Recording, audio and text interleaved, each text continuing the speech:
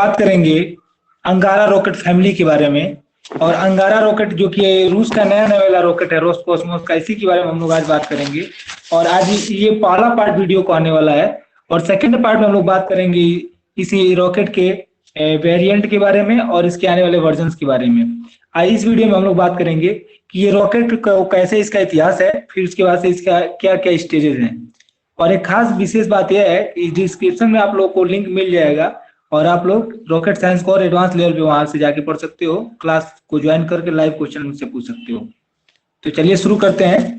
तो अंगारा रॉकेट एक फैमिली जिसे मॉस्को में स्थित खुर्नुच्यव कंपनी, यानी मॉस्को कहाँ है, मॉस्को है रूस में, रूस की राजधानी मॉस्को है, वहां पे state research and production space centre ने विकसित किया है इसको। ठीक, जो खुर्नुच्यव का एक सब डिवीजन है जिसका नाम है state research and production space centre ने विकसित किया है।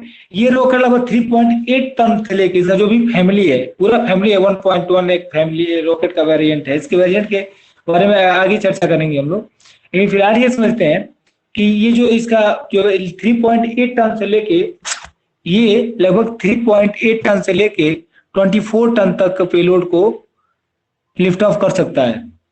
आपको बता दें कि ये सोयूज तथा उसके आने वाले समय में रिप्लेस कर देगा। जो सोयूज रॉकेट है जो कि रसिया के स्पेस एजेंसी,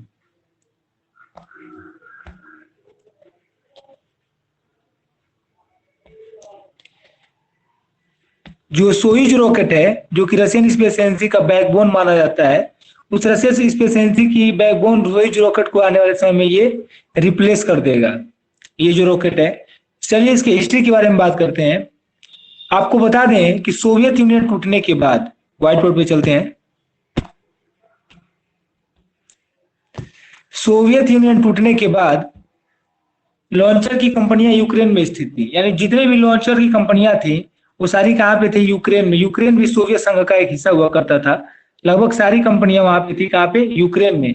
और इसकी एक कंपनी थी, उसी में से एक कंपनी थी जैसे यूझिनोवे डिजाइन ब्यूरो, यूनुझेवे डिजाइन ब्यूरो, जो कि जेनिट 2 रॉकेट को बनाती थी। कौन से रॉकेट को बनाती थी, जेनिट 2 रॉकेट को बनाती है थी ये कंपनी। और ये जो है योमास है जो डेम्पर नाम के रॉकेट को बनाती है, और टाइसाइक्लोन नाम के रॉकेट को बनाती है। इसके अतिरिक्त इसका launch pad Baikonur cosmodrome Kazakhstan में स्थित था, और रूस इनके उपयोग के लिए बातचीत करने में कठिनाई का सामना करना पड़ रहा था। यानी कि इसके उपयोग के लिए, किसके, बैकानूर कॉस्मोड्रोम के, मैं आपको स्क्रीन पे दिखा रहा हूँ।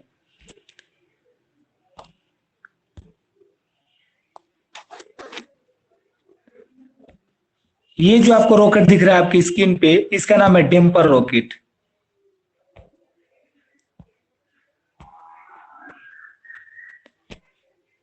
ये डेम्पर रॉकेट है जिसको सोवियत संघ ने बनाया था, जो कि इस समय यूक्रेन के पास है। हालांकि इसको रिटायर कर दिया गया, लेकिन उस समय जिस समय ये बना था बहुत ही बेहतर रॉकेट था, डेम्पर रॉकेट। फिर उसके बाद से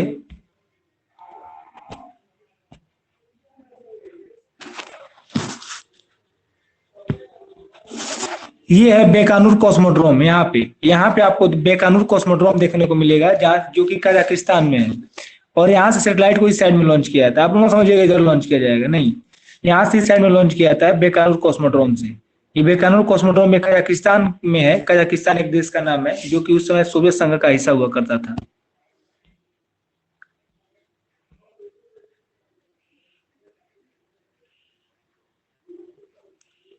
ये देखिए, ये प्लेस्टेक कॉस्मोड्रोम यहाँ पे है।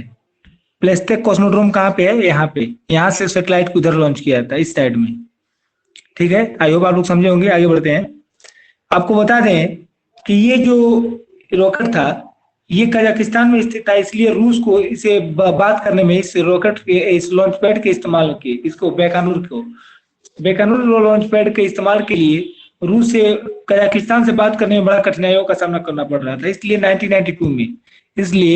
1992 में रसिया ने अपना एक नए अंगारा नाम से एक पूरी तरह से नया लॉन्च व्हीकल डेवलप करने का निर्णय लिया, जिससे रूस के बैकानूर साइट के बिना अंतरिक्ष को में एक्सेस कर पाए। यानी रूस का ये इरादा था को बिना बैकानूर कॉस्मोड्रोम के इसको लॉन्च कर सके। यहाँ पे प्लेस्टेक कॉस्मोड्रोम है, जो मैं आपको बताऊं, बैकानूर कॉस्मोड्रोम नहीं है, प्लेस्टेक कॉस्मोड्रोम है। ठीक, एक और लॉन्च साइट है रसिया का। तो इसीलिए ये जो रूस के मिलिट्री सैटेलाइट वो जीटीओ में लॉन्च कर सकेगा, ऐसा रॉकेट वो बनाना चाह रहे थे। इसमें प्लेस्टेक कॉस्मोड्रोम का भी उपयोग किया जा सके। प्लेस्टेक कॉस्मोड्रोम कहाँ पे है? यहाँ पे आप लोग को मैं अभी बताया हूँ, प्लेस्टेक कॉस्मोड्रोम, वहां से इसको लॉन्च कर सके। लेकिन प्रोटॉन रॉकेट को प्लेस्टेक कॉस्मोड्रोम से नहीं लॉन्च किया सकता, क्योंकि प्रोटॉन रॉकेट आपको मैं स्क्रीन पे दिखा रहा हूं,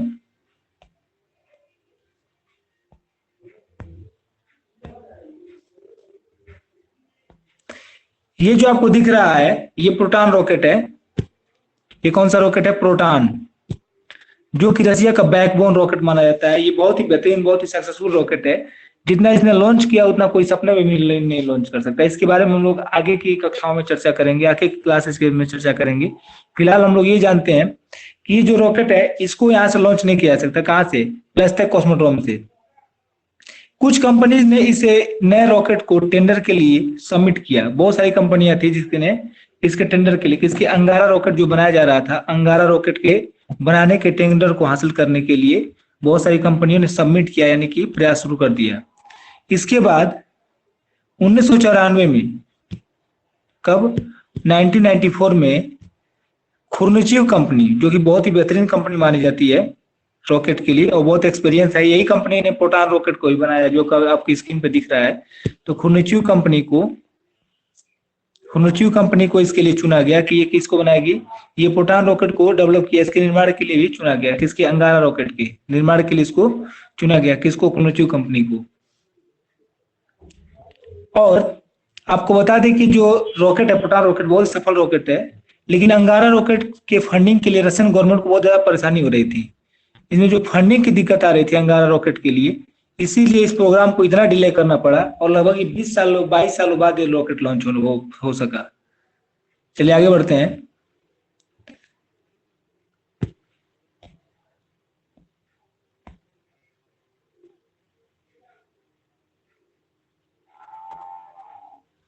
तो ये जो रॉकेट था, खुर्नुचेव ने इसके डिजाइन के लिए RD 170 इंजन को चुना कि इसके मतलब कि इसको मॉडिफाई करके फर्स्ट स्टेज में प्रबंधन के रूप में लिक्विड ऑक्सीजन और लिक्विड हाइड्रोजन का उपयोग किया जाएगा, लेकिन ऐसा हो नहीं सका। बाद में इसके प्लान को बदलना पड़ा। और आपको बता दें कि इसके सेकंड स्टेज में कैरोसिन का उपयोग के लिए प्लान बनाया जा रहा था। ऐसा प्लान था कि इसमें कैरोसिन का उपयोग किया जाएगा, तथा RD 170 इंजन को मॉड्यूलर डिजाइन को RD 91 याद रखिएगा, RD 191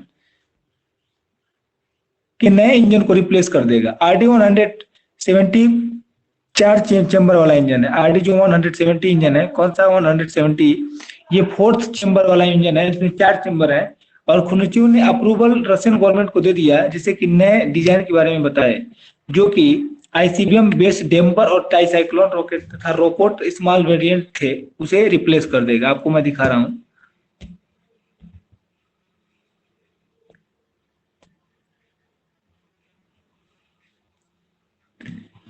ये जो आपको स्क्रीन पे दिख रहा है ये रोकोट रॉकेट है। रोकोट रॉकेट है, जिस समय उस समय सोवियत संघ ने इसको बनाया था। और आपको बता दें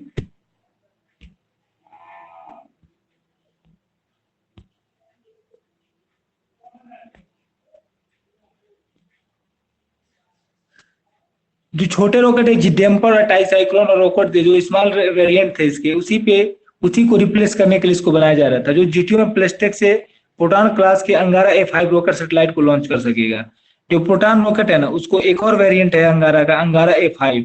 और जो ये अंगारा A5 रॉकेट है, ये आने वाले समय में प्रोटॉन रॉकेट को भी रिप्लेस कर देगा। अभी हाल ही में इसी समय अभी असेंबलिंग पूरा हो चुका है प्रोटॉन रॉकेट का, और जल्द ही वो लॉन्च होने वाला है।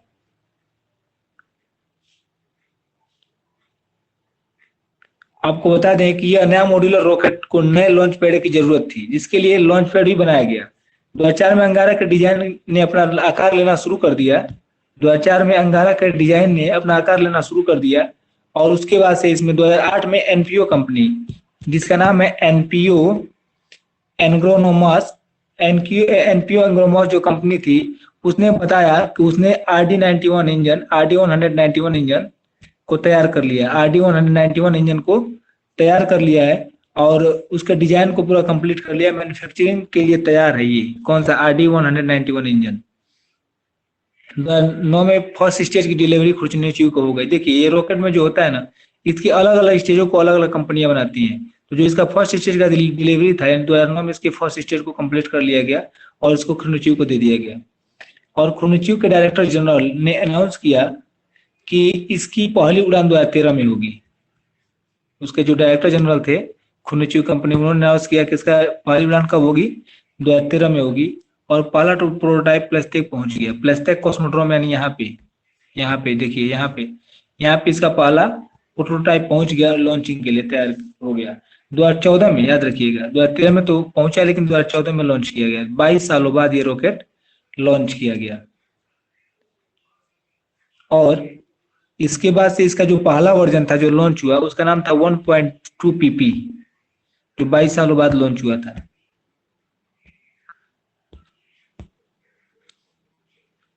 ये जो आपको स्क्रीन पे दिख रहा है, ये है NK-33 इंजन, ठीक है। और ये बहुत ही पुराना इंजन है, जो कि उसके लिए बनाया गया था, किसके लिए, N1 रॉकेट के लिए।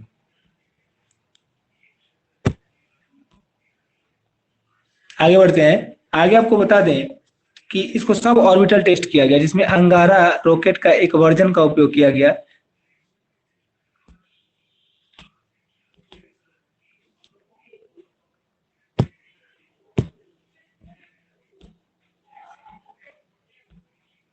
अंगारा के इसमें एक वर्जन का उपयोग किया गया, जिसका नाम था A1.2 पीपी। ए का मतलब होता है अंगारा, 1.2 एक इसका वर्जन था, पीपी वर्जन का उपयोग किया गया था। और इसका टेस्ट का कैसा हुआ था, सब ऑर्बिटल टेस्ट हुआ था। कौन सा टेस्ट, सब ऑर्बिटल टेस्ट हुआ था इसका। और इसे नॉर्दर्न प्लेस्टेक कॉस्मोड्रोम से लॉन्च किया गया था, मैं आपको पहले ही बता चुका हूँ। 2020 में, यानी इसी पिछले साल ही, इसका एक और अंगारा A5 वर्जन का टेस्ट हो चुका है, जो कि बहुत ही बेहतरीन वर्जन है इसका। और इसके लिए एक लॉन्च पैड भी तैयार किया कर दिया गया, जिसका क्या नाम है, वोस्तोनी कॉस्मोड्रोम। क्या नाम है, वोस्ते वोस्तो वोस्तोचेनी वोस्तोचेनी कॉस्मोड्रोम। आप लोग सब इस चीज को नोट करते जाइएगा, एक साथ लिखिए, सुनिए, लिखिए, नोट कीजिए, ठीक है। तो 6 साल बाद, यानी कि पहले लॉन्च के 6 साल बाद इसका लॉन्च किया गया। और रॉस कॉस्मोस के चीफ, जिनका नाम था दिमित्री रोजिन, जिनका ना क्या नाम था, दिमित्री रोजिन ने ये बताया, दिमित्री रोजिन ने बताया कि 2021 में अंगारा 1.2 तथा अंगारा A5 का नया बूस्टर पेरेसिनी का भी टेस्ट किया जाएगा। नया बूस्टर इसका किसका क्या नाम होगा, नए बूस्टर का पर से ही नाम था। तो जो पर से ही पर नया बूस्टर था, उसका टेस्ट कब किया जाएगा, इसी साल 2021 में इसका टेस्ट किया जाना है। देखिए टेस्ट होता है कि नहीं होता है। चलिए आगे बात करते हैं। आगे चलिए इसके बारे में हम बात करेंगे, इस रॉकेट के, इस रॉकेट को में कौन कौन सा,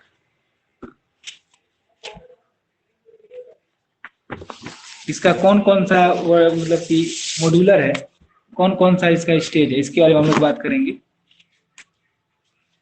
चलिए सबसे पहले इसके फर्स्ट स्टेज के बारे में बात करते हैं, जिसका नाम है URM-1, ठीक है।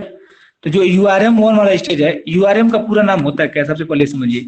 URM का पूरा नाम होता है यूनिवर्सल रॉकेट मॉड्यूल, याद रखिएगा, यूनिवर्सल रॉकेट मॉड्यूल। तो URM जो वर्जन है, इसका अंगारा का कोर है, लेकिन अंगारा A5 में 4 URM-1 बूस्टर लगे हैं। देखिए वो URM-1 इसके स्टेज का नाम है, URM-1S जो नाम है, 1S इसके बूस्टर का नाम है, याद रखिएगा। चलिए आगे बढ़ते हैं। आपको बता दें कि इसको किसने इसमें NPO द्वारा बनाया गया, NPO एंग्रोमास जो कंपनी है, उसके द्वारा बनाया गया RD-191 इंजन जो इसमें लगा हुआ है, उसको उसका उपयोग इसमें होता है। आई होप आप लोगों को समझ में आया होगा। चलिए आगे बात करते हैं। आपको बता दें कि RD-191 इंजन जो है, ये सिंगल कंबसन वाला इंजन है, सिंगल चेंबर वाला इंजन है ये। और ये जो चेंबर है, 4 चेंबर वाले RD-170 इंजन के, जो RD-170 इंजन पे बेस है, लेकिन इसमें डिफरेंस बहुत है। आपको मैं स्क्रीन पे दिखा रहा हूँ RD-190 और RD-170 इंजन को।